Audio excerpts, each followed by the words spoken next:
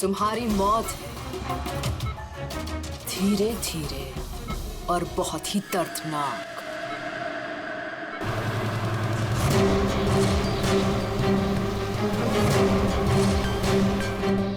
तुम्हारे खून की एक एक बूंद का कतरा जब तुम्हारे शरीर से धीरे धीरे करके निकलेगा ना, तब बहुत मजा आएगा तुम्हें, है ना?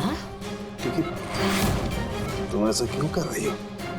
अपने बाप की मौत का बदला ले रही हो। अरे हत्यारे हो तुम तीनों। तुम्हारा बाप रघु? हाँ, रघु, जिसे तुमने, डॉक्टर ललित ने और डॉक्टर नीरव ने मिलकर मार डाला। और तुम्हारी वजह से आज मेरा बाप मेरे साथ नहीं है। मार डाला? हमने? कैसे? सबूत इकट्ठा करके मार डाला। तुम लोगों ने सबूत इकट्ठा किया, मेरे बाप को फांसी की सजा दिलवा दी। देखो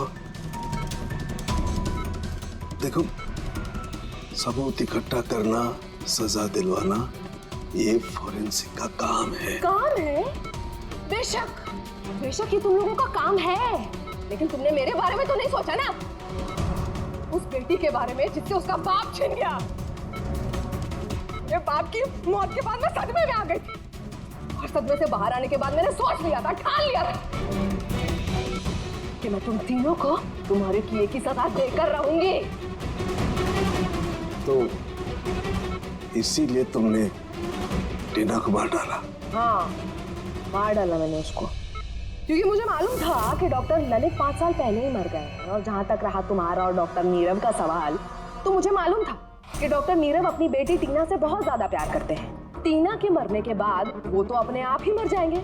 और तुम, जहां तक रहा तुम्हारा सवाल, तुम अपने फोरेंसिक से बहुत प्यार करते हो। जब वहां से तुम्हें धक्के मार के बेइज्जत करके बाहर निकाल दिया जाएगा, तब तो तुम अपने आप ही मर जाओगे।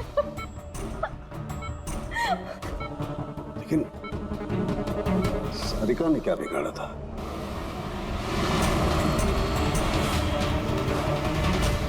सारिका, उसे तो मरना ही था।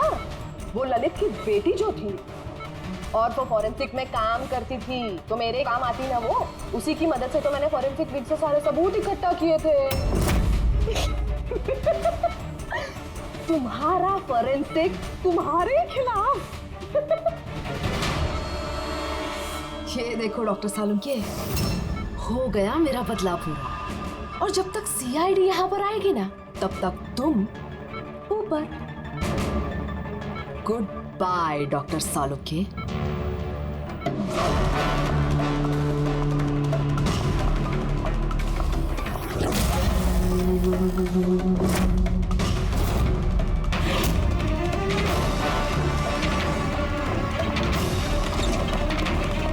रूपाली,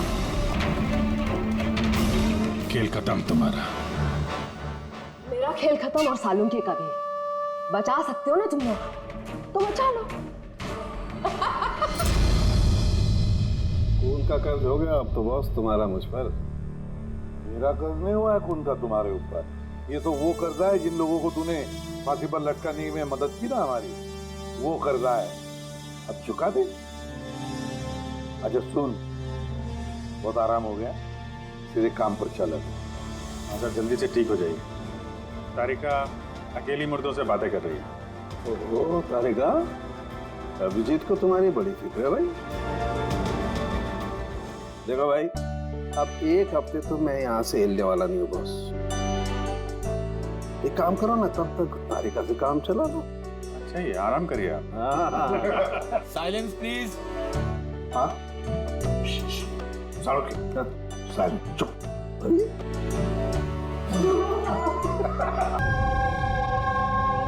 सारी की सारी दुनिया छुट्टी पर चली जाए, लेकिन मेड अगर छुट्टी पर चली गई तो जिंदगी हराम हो जाती है यार।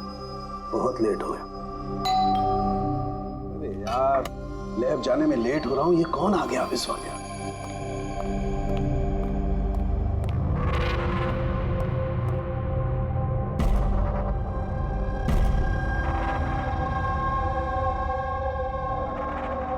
बाहर तो कोई दिखाई नहीं दे रहा। बेटी की आवाज तो सुनाई दी थी।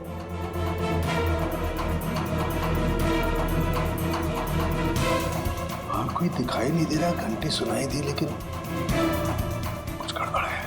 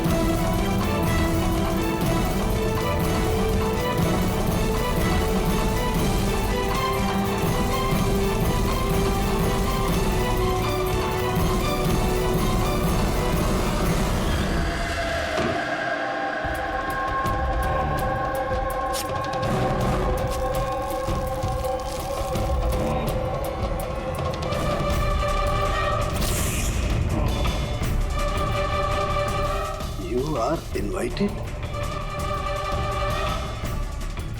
to a murder at 10 Wood Villa, Yali Hills, 400876.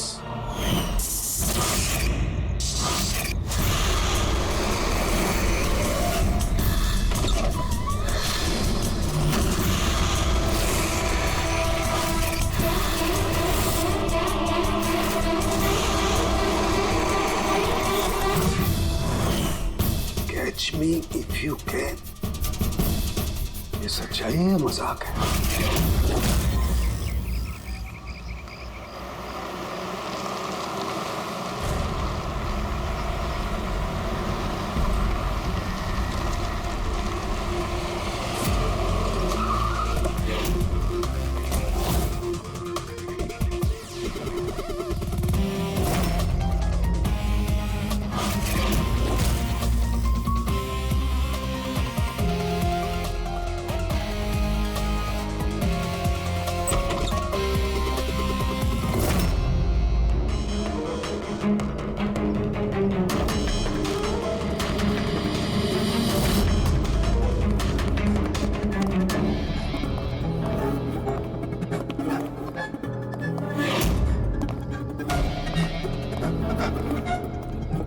My God.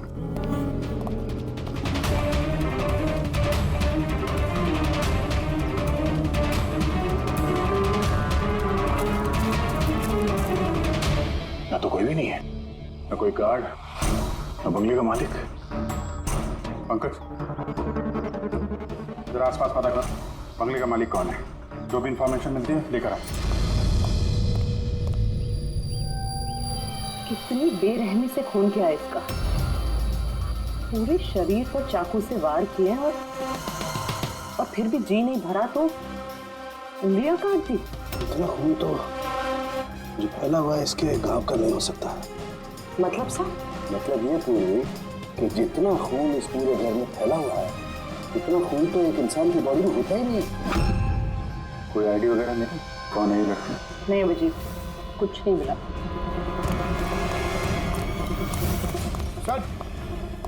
Sir इस बंगले की मालकिन राइना है और वो आधे घंटे में आ रही है।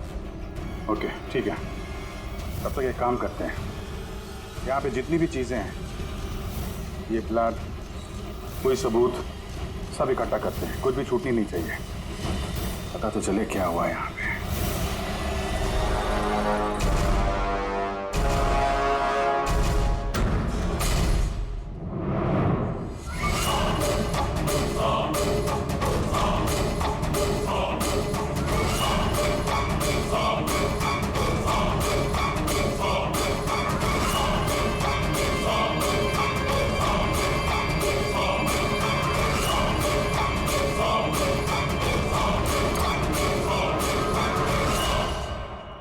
इस पूरे घर में इतनी सारी चीजें पड़ी हैं जो चिल्ला चिल्ला के कह रही है कि हम सबूत हैं, हमें उठा लो।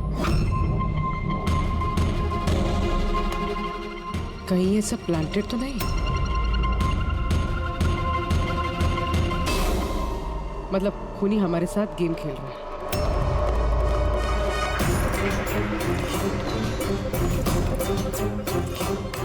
ये सब किसने किया है? ये सब किसने किया है? What is all this? कमाल है सर, ये तो हमसे पूछ रही है किसने किया है।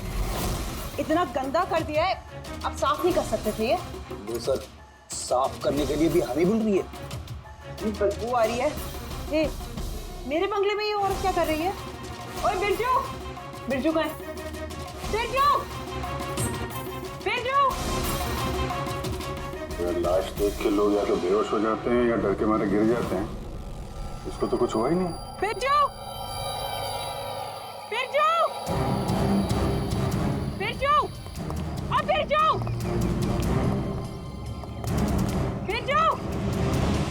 रैना जी, आपने ये घर ऐसे ही लावारिस छोड़ रखा है? एक्सक्यूज मी, घर लावारिस नहीं है, इस घर की मालकिन मैं हूँ। ये मेरा पुश्तैनी बंगला है। आपका बंगला है तो आपने देखभाल करने के लिए किसी को रखा नहीं है क्या यहाँ पे? ऑफ कोर्स है बिरजू, बट पता नहीं वो कहाँ है। बिरजू! इस औरत की लाश पड़ी है आपके बंगले में, आप उसको भी नहीं जानती? मैं कुछ नहीं जानती, और अब प्लीज यहाँ से निकल जाइए और जाते जाते सब कुछ साफ करते हुए जाइए। बिरजू! सर, ये औरत थोड़ी अजीब है और टेढ़ी भी।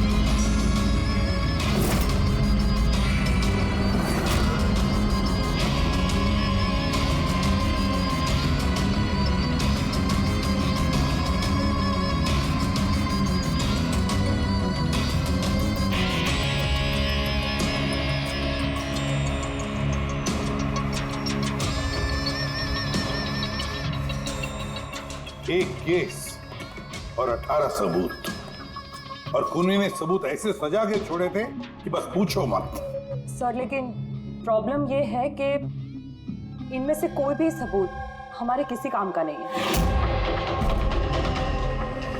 ये सारे सबूत हमारे किसी भी काम के नहीं है, इसका क्या मतलब है तारिका? मतलब ये कि ये सारे सबूत पुराने हैं। What?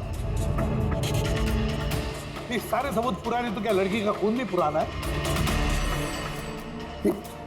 कितने पुराने बताओ? सर, 4 से 10 साल पुराने। ये सारे सबूत 4 से 10 साल पुराने, तो क्या इसका मतलब है इस लड़की का खून 10 साल पहले हुआ है?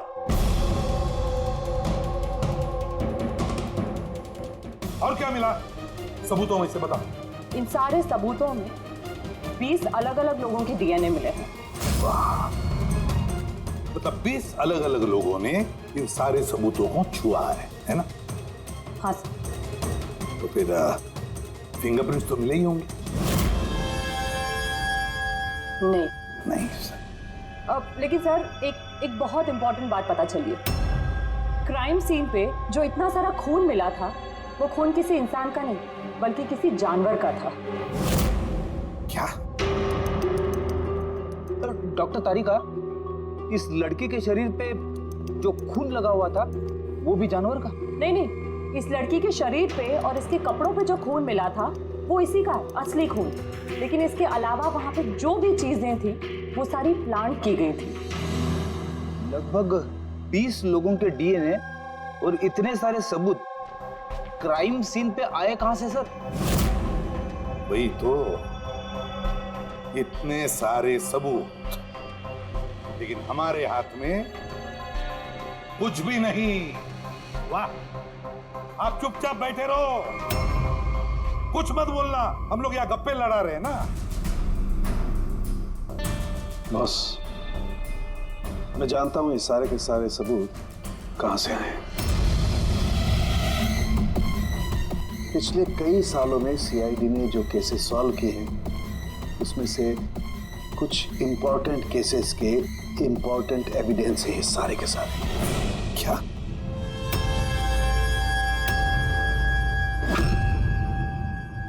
जब मैंने रायना और उसके परिवार का बैकग्राउंड चेक किया तो उसके परिवार में 2-3 लोग खून के इल्जाम में जेल की सजा काट रहे हैं। और ये रायना, इसे बाइपोलर डिसऑर्डर है।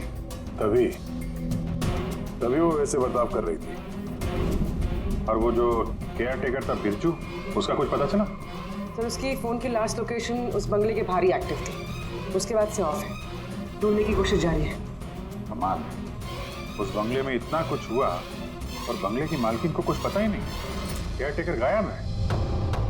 यार ये कहीं बीमारी की आड़ में कोई गेम तो नहीं खेल रहे? हो सकता है, नजर रखनी पड़ेगी उस पर। पंकज, वो जो लड़की की लाश मिली थी उसका कुछ पता चला? सर सारे पुलिस स्टेशन, न्यूज़पेपर और न्यूज़ चैनल में भेज दिया। थोड़ी देर में पता लग जाएगा सर। सारुण के हमारे पुराने केसेस के सारे सबूत वहां पर कैसे पहुंचे? चुपचाप बैठ के नहीं चलेगा सारुण, मुझे जवाब चाहिए अभी। तू फॉरेंसिक सर्जन है, इस फॉरेंसिक डिपार्टमेंट का इंचार्ज है, अपनी जिम्मेदारी से भाग नहीं सकते तो बस बताओ जल्दी। अपनी जिम्मेदारी से नहीं भाग रहा हूँ। और नहीं तो क्या? बताओ ना फिर, हमारे पुराने एविडेंस हमारे रिकॉर्ड में से गायब कैसे हुआ? बस एक काम करते हैं, रिकॉर्ड रूम में चल के वहां पूछताछ करते हैं, पता चल जाएगा बॉस वहां पर क्या गड़बड़ हुई है। प्लीज। इतने सारे सबूत गायब कैसे हो गए? मालूम है ना ये सबूत कितने इंपॉर्टेंट होते हैं? तो फिर आपके होते हुए ये चूक हुई कैसे? कैसे गायब हो गए सबूत? सर हमारे होते हुए चोरी नहीं होती सर। तो फिर चोरी कब हुई? सर ये चोरी रात को ही होगी, क्योंकि हम लोग रात को नहीं रहते ना, इसीलिए चोरी हो गई। और आपका क्या कहना है? सर मैंने डॉक्टर साहब को कितनी बार बोला कि लॉक वगैरह ठीक करवा लीजिए, दरवाजे खिड़कियां ठीक करा लीजिए, सीसीटीवी कैमरा लगवा लीजिए, लेकिन डॉक्टर साहब हमारी सुनते ही नहीं है। और तो और क्या? और क्या? सर वो पता नहीं किसी को भी लेके आ जाते हैं सर, बोलते हैं कि पुराने एविडेंस देखने हैं।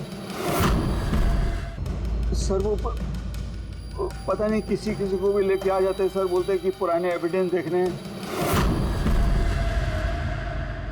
किसे लेकर आए थे ये? पिछले 3 महीने पहले किसी को लेकर आ गए, बोले कि क्राइम जर्नलिस्ट हैं, इनको पुराने एविडेंस देखने हैं। बॉस वो एक जर्नलिस्ट था, फॉरेंसिक पर एक आर्टिकल लिखना चाहता था, मुझसे रिक्वेस्ट की, मैंने उसे परमिशन दे दी बस।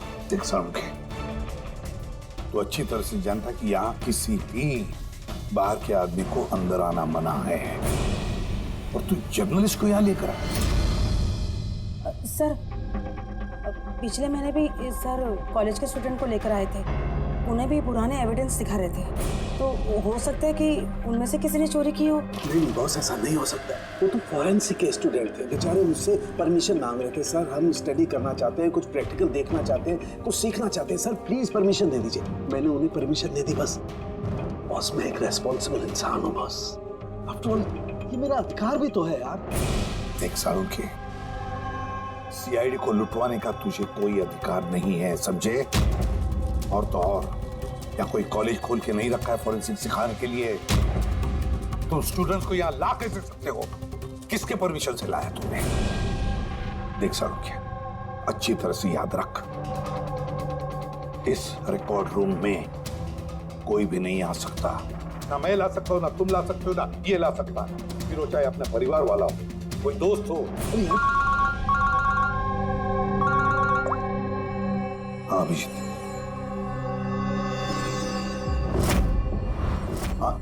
सर जिस लड़की की मौत हुई थी उसका नाम टीना है, और ये उनके पिताजी हैं, doctor Nirav sir, head of forensic Chennai. Doctor Nirav? Nirav Nirav बेटे नीरव किसी कंट्रोल योरसेल्फ, सब पता चल जाएगा। सर आप लोग जानते हैं एक दूसरे को? हाँ अभिजीत, एक जमाना था जब मैं और नीरव साथ साथ काम किया करते थे। Nirav, 1 minute boss. क्या? तेरा शक एकदम सही था दोस्त, इसमें डॉक्टर है। डॉक्टर नीरव, जरा बताइए, आखिरी बार आपने अपनी बेटी टीना से कब बात की थी? कब देखा था उसे? एक्चुअली वो कॉलेज के हॉस्टल में रहती थी, 2 दिन पहले से बस गायब हो गई थी। नीरव हौसला रखो नीरव, जिसने भी किया है ना वो पकड़ा जाएगा। मैं पता लगाऊंगा नीरव, मैं पता लगाऊंगा किसने किया ये। नहीं सालुंखे, तुम नहीं पता लगाओगे। मैं नहीं पता लगाऊंगा मतलब तुम इस केस पर काम नहीं करोगे।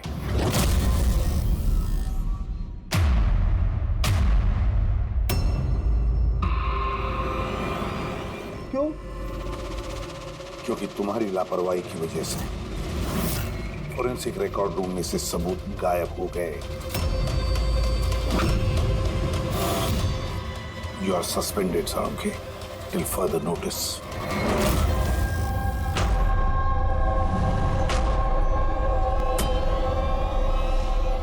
बस तुम्हें लगता है कि ये सब कुछ मेरी वजह से हुआ? तुम मुझ पर इल्जाम लगा रहे हो? ये इल्जाम नहीं है सालुंखे, ये हकीकत है और ये तुम अच्छी तरह से जानते हो। ना तुम अपने दोस्त जर्नलिस्ट को फॉरेंसिक रिकॉर्ड रूम में ले जाते, ना उन स्टूडेंट्स को फॉरेंसिक रिकॉर्ड रूम में ले जाते, और ना आज मुझे तुम्हें सस्पेंड करना पड़ता।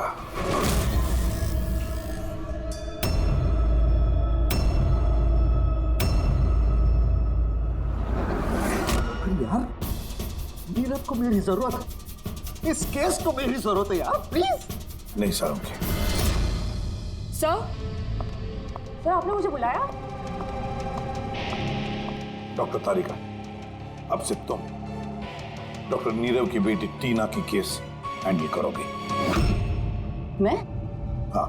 लेकिन सर, अभिजीत, सालुंखे का दोस्त जर्नलिस्ट और उसके वो स्टूडेंट्स जो फॉरेंसिक रिकॉर्ड रूम में आए थे, सबकी अच्छी तरह से इंक्वायरी करो, अच्छी तरह से।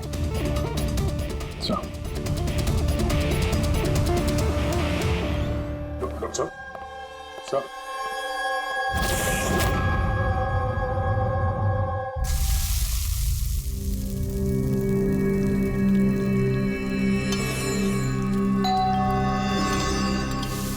आ गए वो प्रद्युमन के दाएं बाएं दया और की मेरे घाव पर मरहम लगाने के लिए। मुझे मालूम है खोलते ही कहेंगे सर कुछ नहीं होगा, हम यहाँ पर पूरा विश्वास है, सब कुछ ठीक हो जाएगा। क्या खाम ठीक हो जाएगा? पहले तो बेइज्जती करके निकाल देते हैं और फिर भेज देते हैं अपने दाएं बायों को, जाओ जाओ उसके घाव पे मरहम रखो।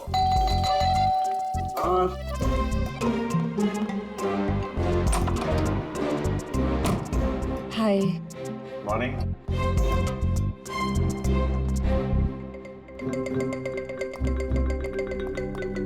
अरे क्यों टेंशन ले रहे हैं सर, सब ठीक हो जाएगा। हमें आप पर पूरा विश्वास है सर, हमें पूरा यकीन है आप कोई गलत काम कर ही नहीं सकते हैं, मगर क्या करें, प्रोटोकॉल तो फॉलो करना ही पड़ेगा। देखो, मुझे तुम लोगों की सहानुभूति की कतई जरूरत नहीं है, और हाँ, तुम्हारे एसीपी साहब की सहानुभूति की भी बिल्कुल जरूरत नहीं है। बच्चा नहीं हूं, रो नहीं रहा। मुझे मालूम है प्रद्युमन अपने उसूलों का बहुत पक्का है, होना भी चाहिए। गुड। सर, मैं बहुत शर्मिंदा हूँ, आई एम वेरी सॉरी। आपके सामने एसीपी सर ने मुझे नहीं तारिका, शर्मिंदा होने की कोई जरूरत नहीं।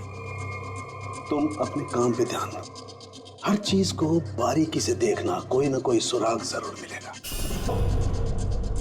हम जिस चीज को भी छूते हैं अपने निशान छोड़ जाते हैं।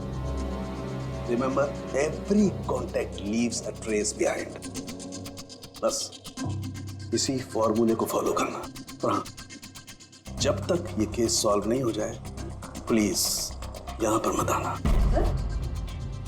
मैं जानता हूं मैं बेगुनाह हूं और अपनी बेगुनाही साबित करके रहूंगा। तब तक के लिए प्लीज लीव मी अलोन। आप लोग अपने केस पे ध्यान दीजिए।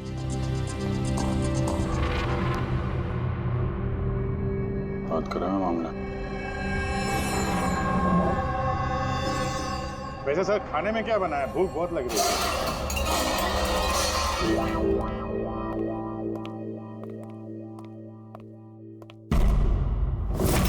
सर, ये जर्नल सुना बहुत टेढ़ा और बदतमीज आदमी।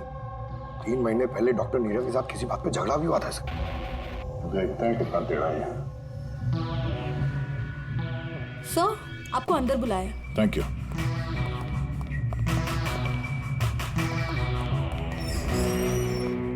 अरे वाह, नसीब हमारे, आज तो सीआईडी टीम के सीनियर इंस्पेक्टर दया से मुलाकात हो ही गई। आइए आइए, बैठिए बैठिए। हम यहाँ बैठने नहीं आए। अरे ऐसी भी क्या बेरुखी है जनाब। चलिए जाने दिए, छोड़िए। ये बताइए कि क्या लेंगे, चाय, कॉफी, ठंडा? ठंडा ठंडा वंडा नहीं पीते हम लोग।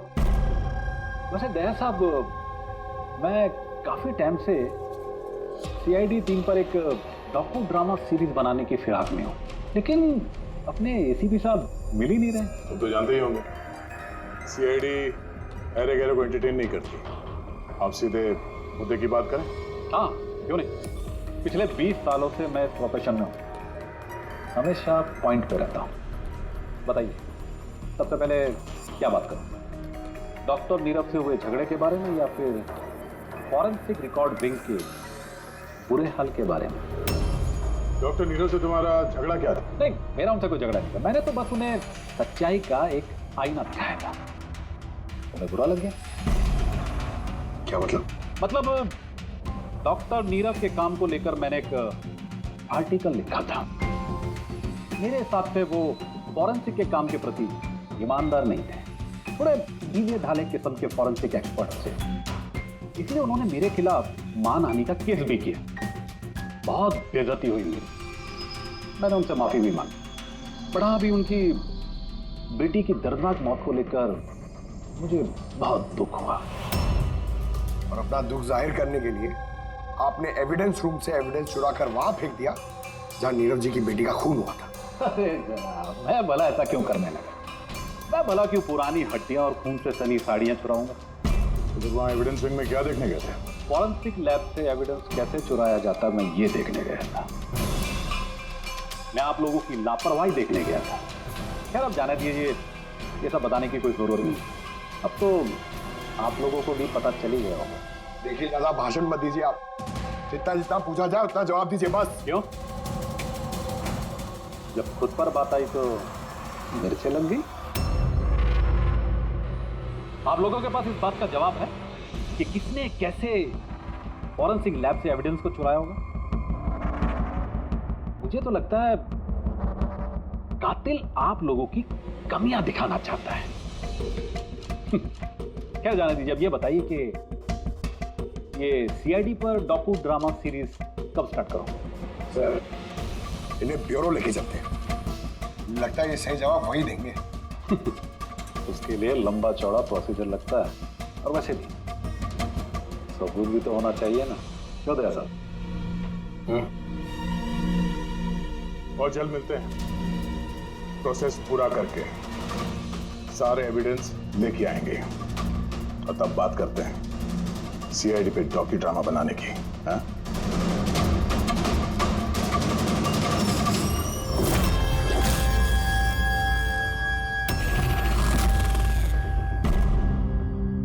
डॉक्टर नारायणी? यस जी, कहिए। हम लोग सीआईडी से एक केस के सिलसिले में आपसे बात करनी है। जी बताइए। जो स्टूडेंट पिछले महीने फॉरेंसिक रिकॉर्ड रूम देखने गए थे, वो सारे के सारे चोरी और खून के इल्जाम में सस्पेक्टेड हैं। व्हाट? ऑफिसर, आपकी जरूर कोई गलतफहमी हो रही है। हमारे स्टूडेंट ऐसा कभी नहीं कर सकते हैं। हम भी यही उम्मीद करते हैं कि उन्होंने नहीं किया होगा, मगर खून तो हुआ है और इल्जाम उन्हीं पे है। देखो, हमारे बच्चे सिर्फ एजुकेशनल टूर के लिए वहां पर गए थे और आप लोग उन पे शक कर रहे हैं। हमारा काम है केस को सुलझाना और अपराधी को उसके अंजाम तक पहुंचाना। आप उन 10 स्टूडेंट्स को प्लीज बुलाइए। हमें बस उनसे पूछताछ करनी है और उनकी उंगलियों पे निशान लेने। देखिए, आप लोग समझिए, वो लोग स्टूडेंट हैं। देखिए, हम 3rd डिग्री देके उनको पूछताछ नहीं कर रहे हैं, हम सिर्फ नॉर्मल पूछताछ कर रहे हैं। पर हाँ, उनको कुछ बताइएगा नहीं कि हम किस सिलसिले में उनसे बात करना चाहते हैं। ओके। फॉरेंसिक रिकॉर्डिंग देख के आप लोगों को कैसा लगा? सर मेरा तो दम घुट रहा था वहाँ। कोई जगह है वो पुराने दांत, हड्डियाँ, खून के कपड़े। मुझे तो वो जगह बिल्कुल पसंद नहीं आई। बहुत अजीब सी फीलिंग आ रही थी। तुमको ये खांसी हमेशा रहती? नहीं मैम, कभी कभी होती है। सर मुझे वो जगह बिल्कुल यूजलेस लगी, ना कोई देखभाल, ना सबूत अच्छे से रखे थे। और सर मुझे तो उन कोल्ड केस फाइल्स के एविडेंस को घर ले जाने का मन था, ताकि मैं उन पे स्टडी कर सकूं। मुझे रोमांच महसूस हो रहा था। हत्यारों और पीड़ितों के दिमाग की कल्पना करने की कोशिश की। बुरा इरादा, दुख, दर्द।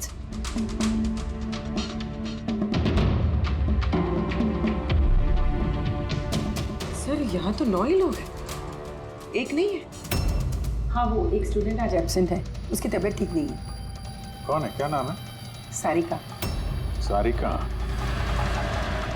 हमें उसकी पूरी डिटेल्स चाहिए। हाँ तारिका, कुछ मिला क्या नहीं अब तक? देखो तारिका, हमारे पास वक्त नहीं है। सर मैं कब से वही ढूंढने की कोशिश कर रही हूँ कि मेरे हाथ में कुछ तो आ जाए, जिससे सालों के सर पे जो इल्जाम लगाए ना वो साफ हो जाए। जो कुछ भी हो, कोई ना कोई तो है जो सांख्य को फंसाने की कोशिश कर रहा है। कौन हो सकता है और फिर क्यों कर रहा है वो ये?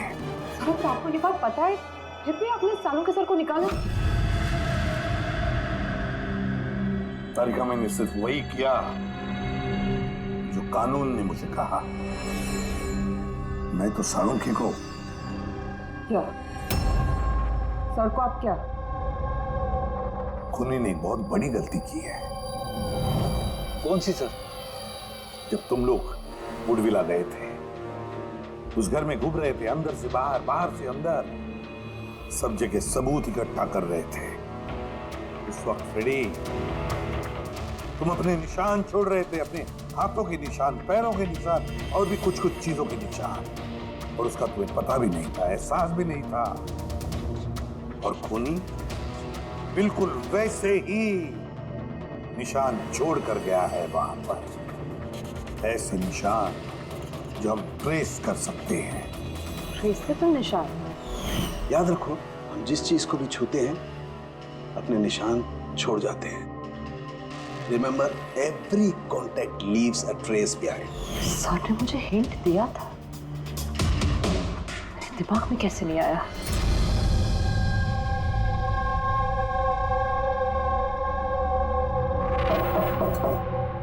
जी कहिए। सारिका कहाँ है? आप लोग? सीआईडी। आप कौन है? सब मेरा नाम रूपाली है। और सारिका? सब वो तो यहाँ नहीं है, कल ही चली गई। कहाँ चली गई? मैम वो अपने घर चली गई। कल वो आई और जल्दी जल्दी उसने अपने सारे बैग्स पैक किए, और बहुत जल्दी में थी इसलिए उसने अपना फोन भी यहीं छोड़ दिया।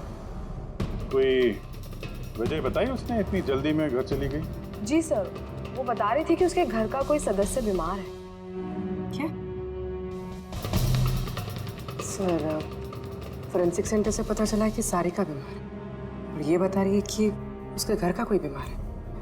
कुछ चक्कर तो है सर। अच्छा रूपाली, ये सारिका का घर कहाँ है? सर कानपुर। कानपुर। और आप लोग साथ में रहते थे? जी सर, हम दोनों रूममेट्स हैं। अच्छा, आप लोग कब से साथ में रहे? ये कोई 8-9 महीने। 8-9 महीने से तो एक दूसरे के बारे में काफी कुछ पता चल जाता है। क्या कैसी लड़की थी सारिका, कुछ बता सकती हैं आप? सर वो तो बहुत अच्छी लड़की है। इनफैक्ट वो अपने काम से काम रखती है, फोरेंसिक इंस्टीट्यूट जाना, वहाँ से वापस आना, यही उसका डेली रूटीन। Forensic centre? तो वहाँ की कुछ बातें बताती थी वो आपसे? हाँ, फोरेंसिक इंस्टीट्यूट से रिलेटेड कुछ बातें बताती रहती है। जैसे अभी कुछ दिनों पहले वो मुझे बता रही थी कि तुम्हें पता है रूपाली, सबूतों को प्लेस करके ना किसी को भी फंसाया जा सकता है। रियली? लेकिन ऐसा कैसे हो सकता है? अरे बुद्धू, कुछ भी हो सकता है। मैं कर सकती हूँ ना, किसी भी केस को पलटा जा सकता है, सिर्फ और सिर्फ सबूतों के दम पर। अब देख मैं कैसे सबका दिमाग घुमाती हूँ। सर, टीना और डॉक्टर सालुंखे के केस में भी तो यही हुआ है। और अब ये सारिका फरार है, उसको ढूंढना होगा जल्दी से जल्दी।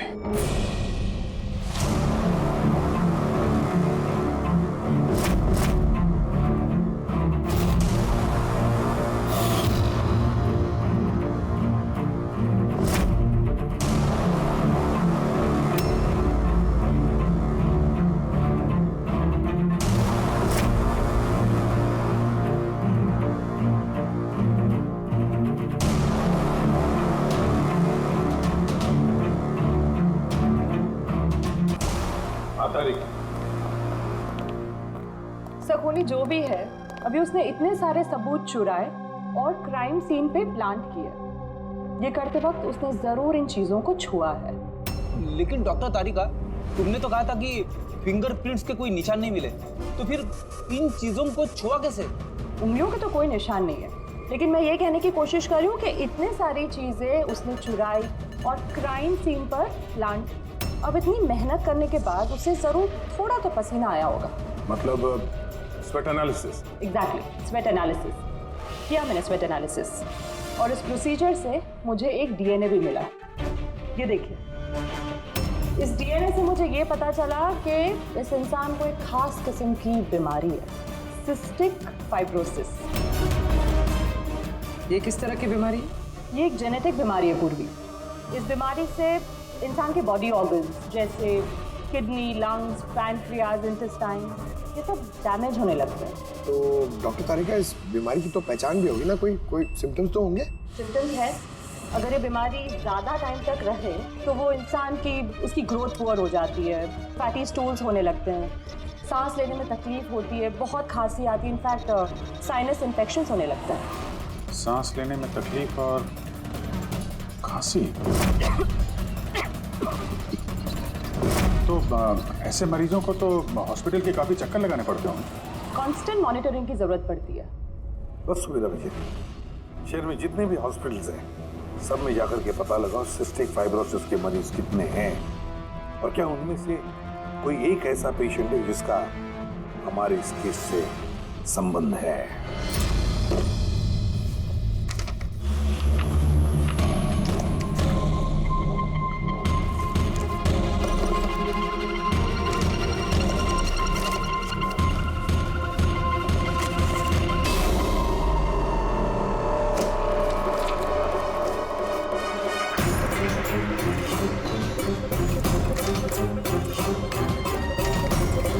इस केस में हम लोग साथ साथ हैं। यस। डॉक्टर नीरव की बेटी को मार दिया गया, मुझे सस्पेंड कर दिया गया, तो बचा ललित। अगर ये सब कुछ इस केस की वजह से हो रहा है तो ललित के साथ भी कुछ ना कुछ तो हुआ होगा या कुछ ना कुछ होगा। ललित को ढूंढना पड़ेगा, लेकिन इस सालों से ललित से कोई कांटेक्ट नहीं है, कैसे ढूंढूं उसे? ट्राई करता हूं।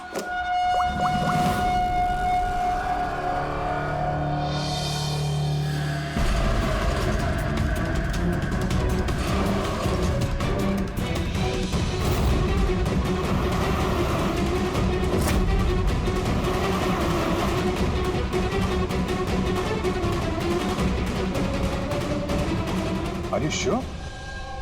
ये वही है? जी हाँ, ये वही है। और इसको हॉस्पिटल में 2-3 बार आना ही पड़ता है। My God. Thank you very much. Thank you.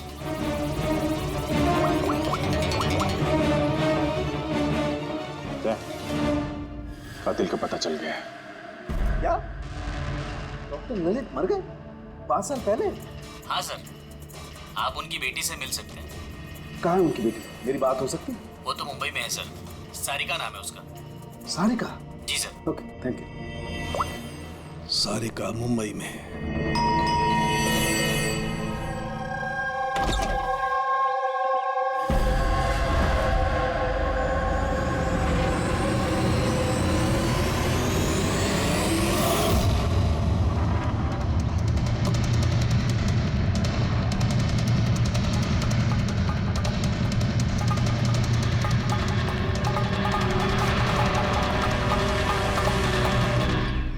सच के बहुत करीब हो तुम। एक आखिरी जगह जहां खून होगा।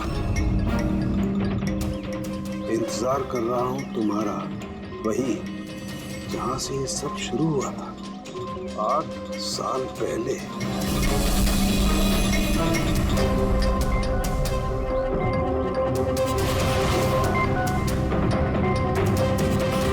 8 साल पहले।